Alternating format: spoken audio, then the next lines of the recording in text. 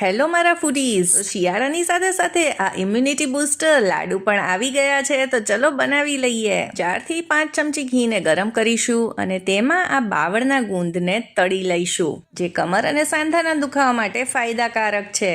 હવે બચેલા ઘીમાં 1/4 કપ બદામ અને 1/4 કપ કાજુને પણ શેકી લઈશું. સુપરફૂડ ગણાતા એવા સનફ્લાવર સીડ્સ અને પમ્પકિન સીડ્સને એડ કરીશું. 1/4 કપ નાળિયેરનું છીણ, કિશમિશ, ખસખસ આ બધું એડ કરી 1 મિનિટ શેકી લઈશું. પછી તેને એક પ્લેટમાં કાઢી ઠંડુ કરી લઈશું.